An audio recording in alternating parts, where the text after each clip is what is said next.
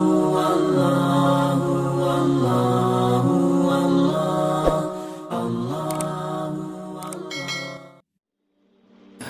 اپنی مرضی پر نہیں چل سکتے. یہ وہ بات ہے جو میں آپ کو بتانے آیا ہوں، کیونکہ آپ کا ایک مقام ہے، آپ اشرف المخلوقات ہیں، آپ اپنے نفس پر نہیں چل سکتے. اگر نفس کہہ رہا ہے کہ سوتا رہے، فجر گزرتی ہے تو گزرے، یہ آپ نہیں کر سکتے. چلو ایک سیکنڈ کے لیے صرف سمجھانے کے لیے ہم آخرت کی نہیں دنیا کی بات کرتے ہیں، سمجھانے کے لیے. جب آخرت سمجھانے لگو تو پھر کیا اگلا کہتا ہے ارے مولانا یہاں کا بتائیے کون جیتا ہے تیری زلف کے سر ہونے تک، آخرت تو جب آئے گی تب آئے گی، دیکھا جائے گا. ابھی یہ بتائیں میں دنیا میں خوبصورت زندگی کیسے گزاروں. کل کراچی ایئرپورٹ پر جب میں یہاں آ رہا تھا تو ایک بھائی میرے پاس آ کے بیٹھ گئے. ہم مسجد میں نماز پڑھنے لگے تھے تو وہ میرے پاس بیٹھ گئے. مجھے کہنے لگے مجھے بتائیں میں دنیا میں ایک خوبصورت زندگی کیسے گزار سکتا ہوں. میں نے کہا میں اگر آپ کو یوں بتاؤں اور اگر آپ میری بات پر عمل کر لیں تو آپ یقین کریے کہ اللہ رب العزت کی ذات، اس کی یہ منشا ہر وقت کی منشا ہوگی کہ آپ کی زندگی ایک خوبصورت زندگی بن جائے.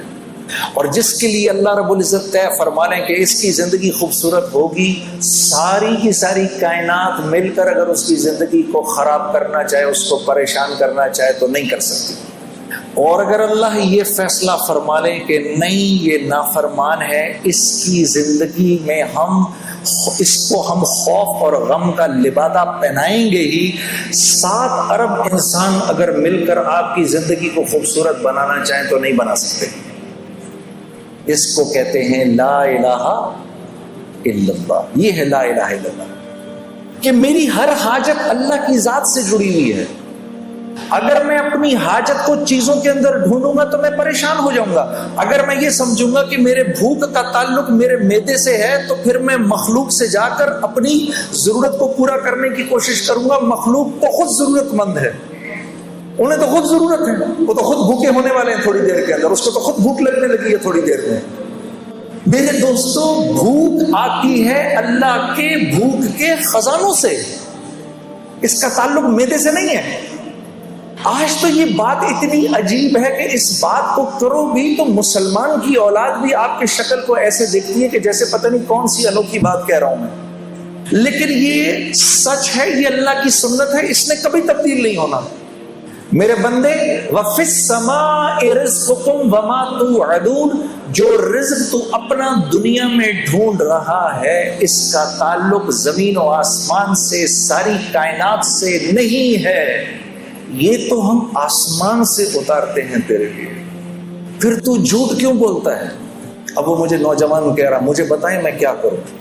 میں نے کہا بھائی دیکھو دنیا میں اگر اللہ کی مان کے چلو گے تو یہ اللہ کا وعدہ ہے کہ اللہ تمہیں حیات طیبہ دیں گے. اور حیات طیبہ اور زندگی کا نام ہے جو زندگی اللہ لمبی کر دیتے ہیں. نیک انسان کی زندگی اللہ لمبی کر دیتے ہیں، اس کی تقدیر بدل دیتے ہیں. اس کی تقدیر میں جتنے سال لکھے ہوتے ہیں جب اس کی زندگی کے اندر اپنی فرما برداری دیکھتے ہیں تو اس کی زندگی کے سالوں کو بڑھا دیتے ہیں. آسمان سے رزق کے وہ دروازے کھولتے ہیں جو اکثر نہیں کھلتے، اس کے لیے خاص رزق اترتا ہے.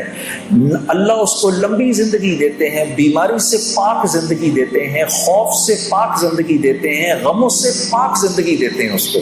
تو میں نے کہا یہ رزق جب تمہارے گھر آئے گا تو اب تم مجھے خود بتاؤ، جب یہ تمہاری اولاد کے جسم میں یہ خون میں دوڑے گا تو اولاد اللہ کی فرما بردار بنے گی کہ نافرمان. تو میری شکل دیکھنے لگا، پھر کہنے لگا نافرمان. میں نے کہا یہ رزق جب بیوی کے خون میں جائے گا وہ وفاداری کرے گی بے وفائی؟ کہنے لگا جی بے وفائی. تو میں نے کہا اولاد ہو نافرمان، بیوی ہو بے وفا، تو زندگی سکون میں گزر سکتی ہے؟ میں نے کہا گھر کے جو نوکر چاکر ہیں جب وہ ایک کھائیں گے تو تمہارے ساتھ وفاداری نبھائیں گے کہ بے وفائی کریں گے؟ کہا جی بے وفائی. میں نے کہا جب یہ تمہارے جسم میں جائے گا یہ نافرمانی کا رزق تو تم اللہ کی فرما برداری کرو گے نافرمانی کرو گے؟ رات کو تہجد کے لیے اٹھو گے کیا پھر تم رات کو تہجد کی نماز پڑھو گے کہ فلم دیکھو گے؟ کہتا جی میں پوری بات سمجھ گیا، میں پوری بات سمجھ گیا. فَأَلْهَمَهَا فُجُورَهَا